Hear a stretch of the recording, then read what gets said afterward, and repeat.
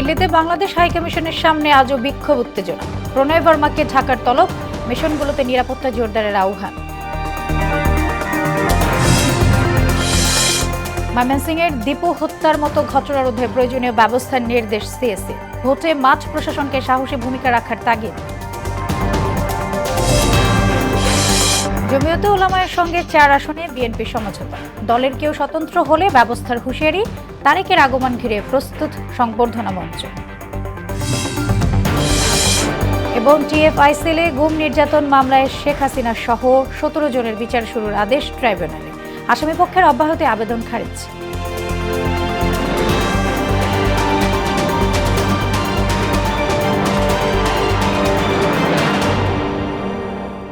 আসসালামু আলাইকুম, সবাইকে মোহনা সংবাদে স্বাগত। শুনছিলেন শিরোনাম আর পুরো সংবাদ জুড়ে আছি আমি সোনিয়া ইসলাম।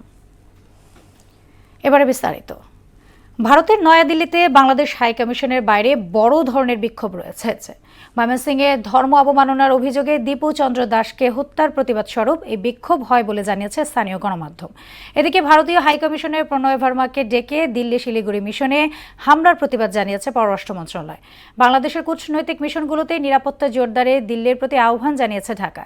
এদিকে বিক্ষোভের প্রেক্ষিতে দিল্লিতে বাংলাদেশ হাইকমিশনের কাছে 15,000 পুলিশ মোতায়েন করা হয়েছে। আরো জানাচ্ছে ঐশী আলম। ভারতের দিল্লিতে বাংলাদেশ হাইকমিশনের সামনে বিশ্ব হিন্দু পরিষদের ব্যানারে কয়েকশো মানুষ বিক্ষোভ করে। সম্প্রতি ধর্ম অবমাননার অভিযোগ তুলে ময়মনসিংহে দীপু চন্দ্র দাস নামে একজন পোশাক শ্রমিককে পিটিয়ে হত্যার প্রতিবাদে এ বিক্ষোভ হয় বলে জানিয়েছে ভারতীয় বিভিন্ন গণমাধ্যম। এনডিটিভি জানায়, বিশ্ব হিন্দু পরিষদ এবং বজরং দলের নেতৃত্বে এই বিক্ষোভ হয়। বিক্ষোভের প্রেক্ষিতে দিল্লি পুলিশ বাংলাদেশ হাইকমিশনের বাইরে নিরাপত্তা জোরদার করেছে। তবে তা সত্ত্বেও বেশ কয়েকজন বিক্ষোভকারীকে ব্যারিকেড ভেঙে কূটনৈতিক প্রতিষ্ঠানটির দিকে এগিয়ে যেতে দেখা যায়। প্রতিবেদন অনুসারে বিক্ষোভকারীরা কমপক্ষে 2টি স্তরের ব্যারিকেড ভেঙে ফেলতে সক্ষম হয়। বেশ কয়েকজন বিক্ষোভকারীকে ব্যানার এবং প্লেকার্ড ধরে দূতাবাসে স্লোগান দিতেও দেখা গেছে। অপ্রীতিকর ঘটনা এড়াতে ভবনের বাইরে কঠোর নিরাপত্তা ব্যবস্থা নেওয়া হয়েছে। মোতায়েন করা হয়েছে আইনশৃঙ্খলা বাহিনীর বিপুল সদস্য। এদিকে ঢাকায় নিযুক্ত ভারতীয় হাইকমিশনার প্রণয় ভার্মাকে তলব করে পররাষ্ট্র মন্ত্রণালয়। তার সঙ্গে বৈঠক করেন বাংলাদেশের পররাষ্ট্র সচিব আসাদ আল সিয়াম। কূটনৈতিক মিশনগুলোর সামনে সহিংস বিক্ষোভের ঘটনাকে উদ্বেগজনক বলে উল্লেখ করে বাংলাদেশ। আন্তর্জাতিক আইন ও কূটনৈতিক দায়বদ্ধতা অনুযায়ী স্থাপনাগুলোর মর্যাদা ও নিরাপত্তা সুরক্ষায় ভারত সরকার অবিলম্বে যথাযথ পদক্ষেপ নেবে বলেও প্রত্যাশা জানায় ঢাকা। ঐশী আলম, মোহনা সংবাদ।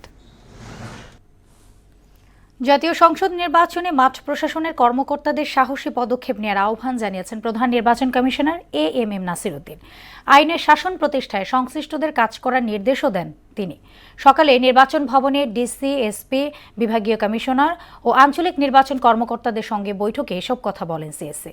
সমাপনী বক্তব্যে সাম্প্রদায়িক সম্প্রীতি রক্ষাকে অগ্রাধিকার দিতে পুলিশ কর্মকর্তাদের নির্দেশ দেন তিনি। ইমারাসাদের রিপোর্ট।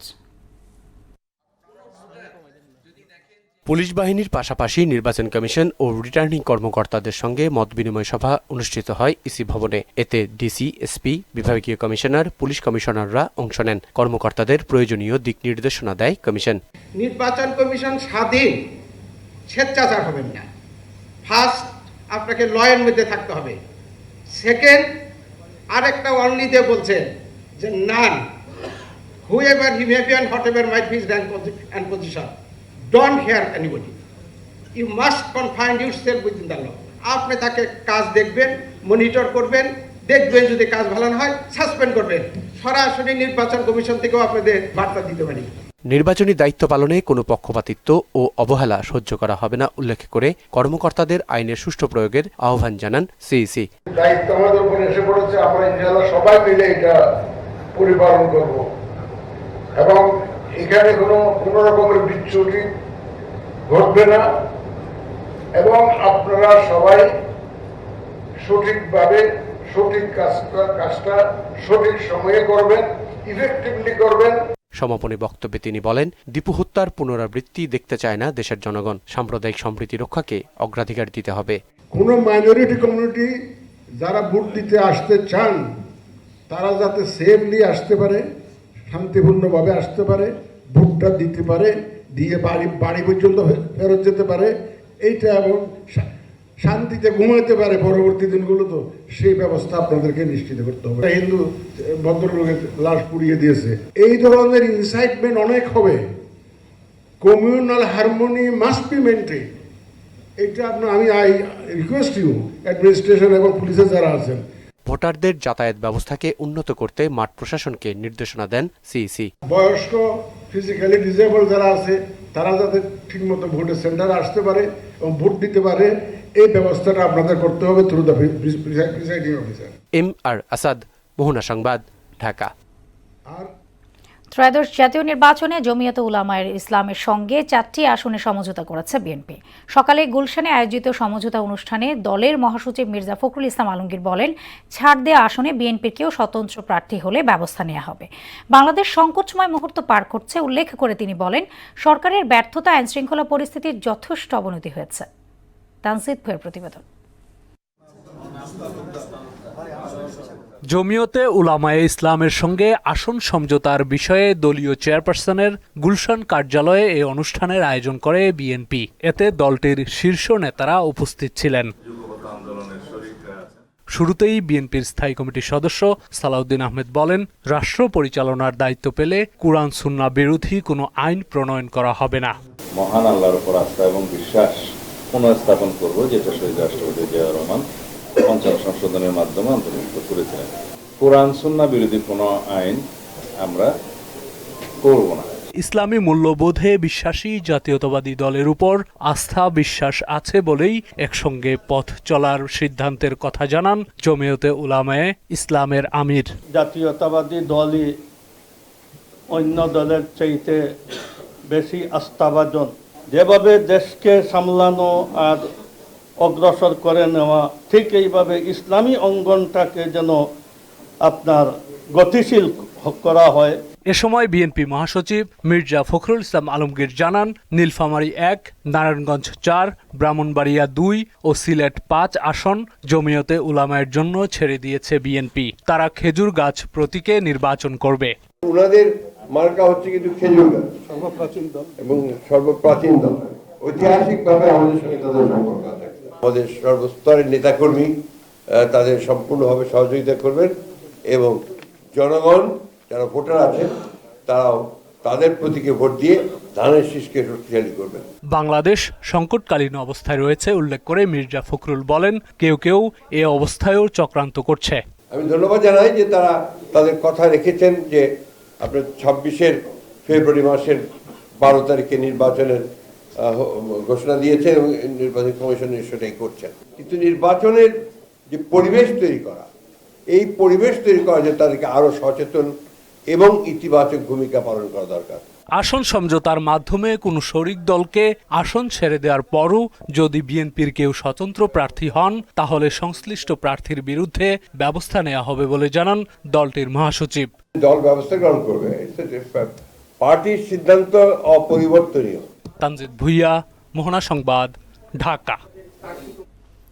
বিএনপির ভারপ্রাপ্ত চেয়ারম্যান তারেক রহমানের প্রত্যাবর্তনের দিন সংবর্ধনা অনুষ্ঠানে অর্ধকোটি লোক সমাগমের আশা জানিয়েছেন দলটির সিনিয়র যুব মহাসচিব রুহুল কবির রিজভী। তারেক রহমানের নিরাপত্তার বিষয়ে সরকার আন্তরিক জানিয়ে তিনি বলেন, দলের পক্ষ থেকেও নিরাপত্তার ব্যবস্থা করা হয়েছে।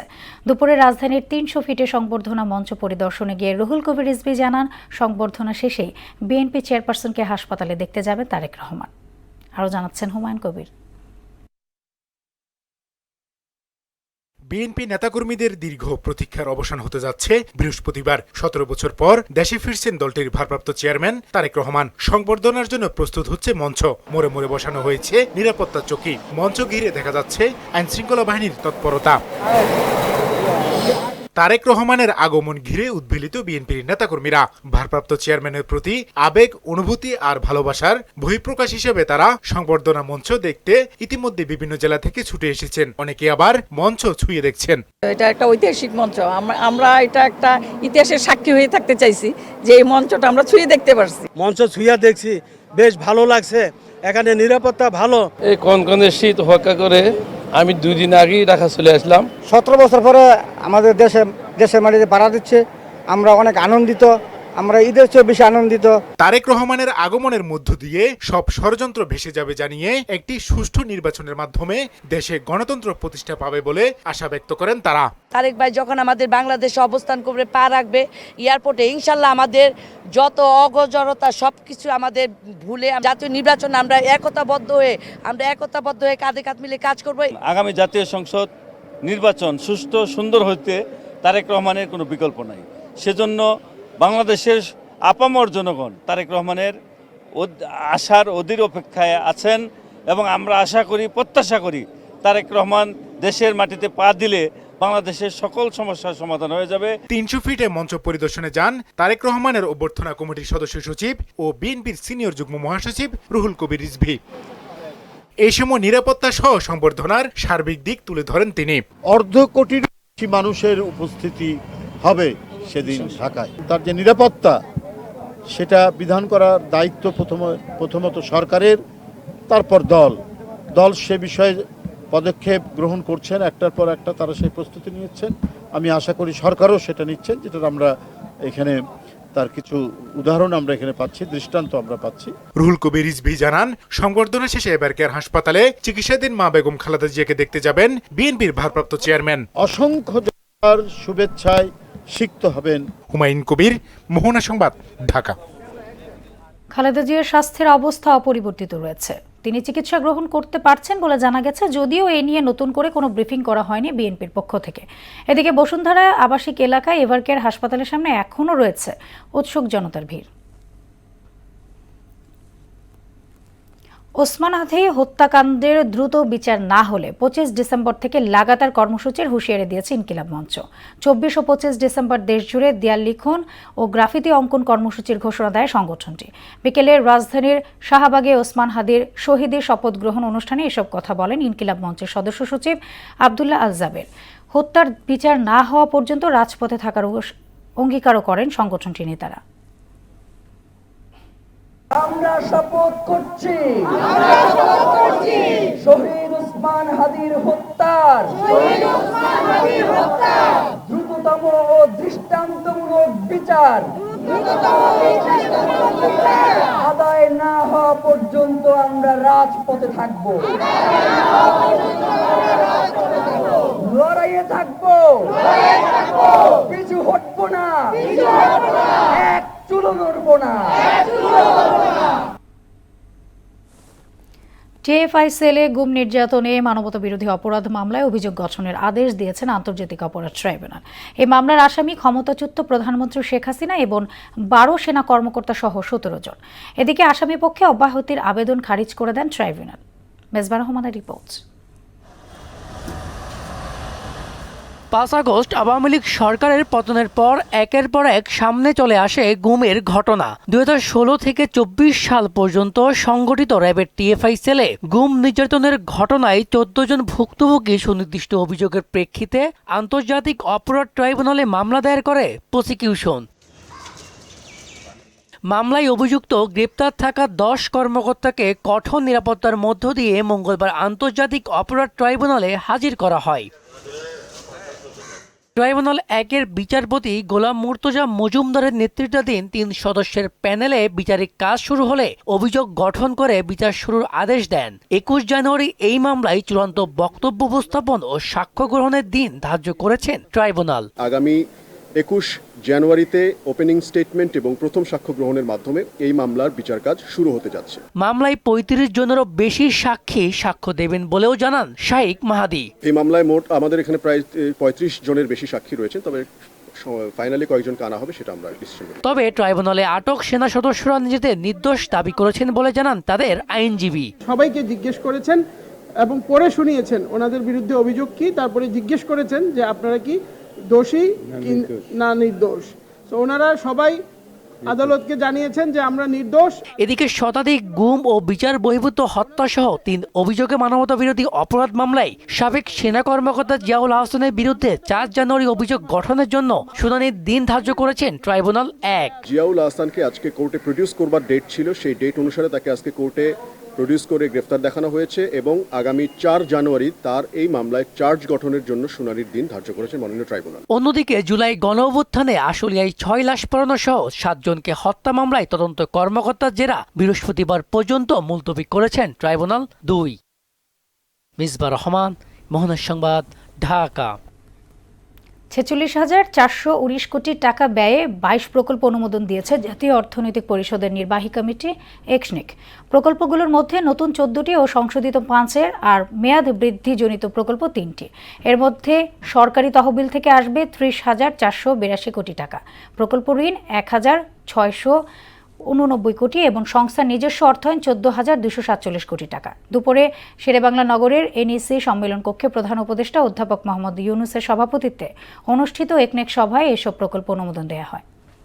চট্টগ্রাম বন্দরে প্রতিদিন অবৈধভাবে তোলা হচ্ছে 2 থেকে 2.5 কোটি টাকার চাঁদা। সম্প্রতি নৌ ও শ্রম উপদেষ্টার এই বক্তব্য ঘিরে বন্দরের প্রশাসন, ব্যবসায়ী মহল এবং জনপ্রতিনিধিদের মধ্যে তীব্র প্রতিক্রিয়া শুরু হয়েছে। এই অভিযোগ কতটা সত্য আর কে বা কারা জড়িত সেই প্রশ্নই এখন উত্তাল বন্দর নগরী চট্টগ্রাম। আফসান নানুরের প্রতিবেদন, জানাচ্ছেন আফরিন পপি। সম্প্রতি চট্টগ্রাম বন্দরে দৈনিক 2 থেকে 2.5 কোটি টাকার অবৈধ চাঁদাবাজির অভিযোগ করেছেন নৌ ও শ্রম উপদেষ্টা। তার এই বক্তব্য বন্দর কেন্দ্রিক রাজনীতি, প্রশাসন ও ব্যবসায়ী মহলে তৈরি করেছে তীব্র প্রতিক্রিয়া ও প্রশ্ন। আনুমানিক 2 থেকে 2.5 কোটি টাকা প্রত্যেকটা দিন চিটাগং পোর্ট থেকে প্রতিদিন কত ইললিগ্যাল টাকা ওঠে, আমি একটা রাফ ফিগার দিতে পারি, বাট দিলে হয়তো আপনাকে কন্টেস্ট করবে এটা। সিপিএর সাবেক এক নেতা বলছেন, এই মন্তব্যের পেছনে রয়েছে ভিন্ন উদ্দেশ্য। তার দাবি, নির্বাচনের আগে বন্দর সংশ্লিষ্ট বড় প্রকল্প বিদেশি অপারেটরের হাতে দিতে ব্যর্থ হতেই এমন বক্তব্য। কারা চাঁদাবাজি করতেছে, কারা এখান থেকে টাকা নিচ্ছে, তাদের ব্যাপারে আপনি কোনো বক্তব্য আগে রাখেন নাই। বর্তমানে রাখার উদ্দেশ্য হচ্ছে নিউমোর টার্মিনাল বিদেশিদেরকে দেওয়ার জন্য। নির্বাচনের পর তো ওদের আর কোনো এখতিয়ার নেই থাকার। তার আগে যদি ডিপিওয়াল দিতে পারে, এখান থেকে কমিশন যেগুলো পাবে 1,000 কোটি টাকা, এটা থেকে বঞ্চিত হচ্ছে, এই জন্য ওনার মাথা ব্যথা। কাস্টমস এজেন্টদের সংগঠন বলছে, বন্দর বর্তমানে বাংলাদেশ নৌবাহিনীর তত্ত্বাবধানে। তাই প্রশ্ন উঠছে, যদি চাঁদাবাজি হয়ে থাকে তবে কারা করছে? কারা চাঁদাবাজি করে স্পেসিফিক বলার জন্য এই পর্যন্ত নৌ পরিবহন উপদেষ্টা মহোদয় সে ব্যাপারে আর কোনো উত্তর দেন নাই। এই বিতর্কে চট্টগ্রাম সিটি কর্পোরেশনের মেয়র ডাক্তার শাহাদাত হোসেন বলছেন, দৈনিক 2 কোটি টাকার চাঁদার অভিযোগ তোলা হলে সুনির্দিষ্টভাবে জানাতে হবে কারা জড়িত। বিগত মেয়রদের কথা উনি বলেছেন, বর্তমান মেয়রের কথা উনি বলেননি। তবে ওনার আরেকটি কথা যেখানে আসলে চট্টগ্রামবাসীর জিজ্ঞাস্য এবং মেয়র হিসাবে অবশ্যই আমি সেটা জিজ্ঞাসা করতে পারি যে উনি 2 থেকে 2.5 কোটি টাকার একটা চাঁদার কথা বলেছেন, যেখানে দৈনিক সেখানে বন্দর থেকে কারা জানি চাঁদাবাজি করছে। চট্টগ্রাম বন্দরের মতো জাতীয় গুরুত্বপূর্ণ স্থাপনায় চাঁদাবাজির অভিযোগ নিশ্চয়ই বড় প্রশ্ন তৈরি করছে। এই অভিযোগের তদন্তে সরকার কি পদক্ষেপ নেয়, সেদিকেই এখন নজর সবার। আফরিন পপি, মোহনা সংবাদ। এবার আন্তর্জাতিক সংবাদ। যুক্তরাষ্ট্রের প্রেসিডেন্ট ডোনাল্ড ট্রাম্প ভেনেজুয়েলার প্রেসিডেন্ট নিকোলাস মাদুরোকে নতুন করে সতর্কবার্তা দিয়েছেন। ভেনেজুয়েলাকে সমর্থন জানিয়ে পাশে দাঁড়িয়েছে চীন ও রাশিয়া। এদিকে ভেনেজুয়েলার প্রেসিডেন্ট নিকোলাস মাদুরো 193টি জাতিসংঘের সদস্য রাষ্ট্র এবং ক্যারিবীয় নেতাদের কাছে একটি আবেদন পাঠিয়েছেন। ঐশী আলমের ডেস্ক রিপোর্ট। ভেনেজুয়েলায় 4 মাস ধরে চলা চাপ প্রয়োগের অভিযান আরও জোরদার হতে পারে বলে হুঁশিয়ারি দিয়েছেন মার্কিন প্রেসিডেন্ট ডোনাল্ড ট্রাম্প। সেই সাথে মাদুরোর জন্য ক্ষমতা ছেড়ে দেয়া বুদ্ধিমানের কাজ হবে বলেও উল্লেখ করেন তিনি। ট্রাম্পের হুঁশিয়ারির কয়েক ঘন্টার মধ্যেই পাল্টা জবাবে মাদুরো বলেন, যুক্তরাষ্ট্রের উচিত অন্য দেশকে হুমকি না দিয়ে নিজের দেশের সমস্যার দিকে মনোযোগ দেয়া। এদিকে রাশিয়া মাদুরোর সরকারের প্রতি পূর্ণ সমর্থন পুনর্ব্যক্ত করেছে। জাতিসংঘের 193টি সদস্য রাষ্ট্র এবং ক্যারিবীয় নেতাদের কাছে এক চিঠিতে মার্কিন আগ্রাসনের তীব্রতা সম্পর্কে অবহিত করে প্রেসিডেন্ট মাদুরো বলেন, ভেনেজুয়েলা এমন কোনো কাজ করেনি যা এই সামরিক ভয় দেখানোর ন্যায্যতা দেয়। ঐশী আলম, মোহনা সংবাদ।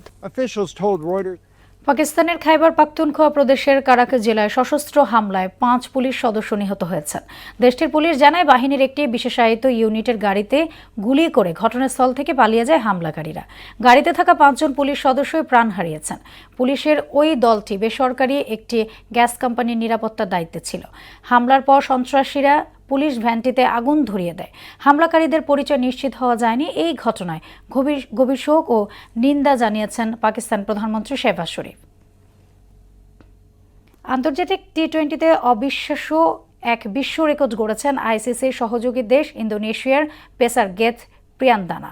বিশ্বের প্রথম বোলার হিসেবে এক ওভারে 5 উইকেট শিকারের কীর্তি গড়েছেন 28 বছর বয়সী ডানহাতি পেসার। মঙ্গলবার বালিতে কম্বোডিয়ার বিপক্ষে 8 ম্যাচ সিরিজের প্রথম টি-20তে ইন্দোনেশিয়ার 7 রান জয়ের ম্যাচে এই ইতিহাস গড়েন প্রিয়ান্দানা। শেষ করব মোহনা সংবাদ, যাবার আগে শিরোনামগুলো আরও একবার।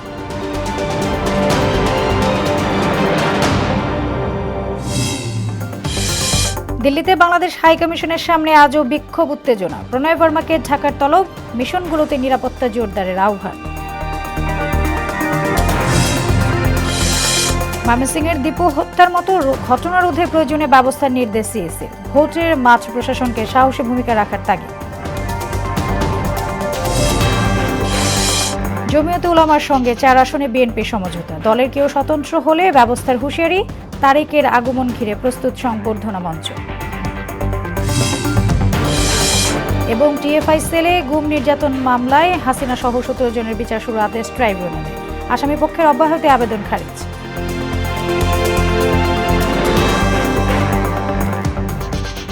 এই ছিল মোহনা সংবাদে। পরবর্তী সংবাদ রাত 9টায়। এর আগে সন্ধ্যা 7টায় দেখবেন সংবাদ এক নজরে। মোহনার সবশেষ খবর জানতে ভিজিট করুন www.mona.tv। সংবাদ দেখতে পারেন ফেসবুক, ইউটিউবে। এতক্ষণ সঙ্গে থাকার জন্য ধন্যবাদ সবাই।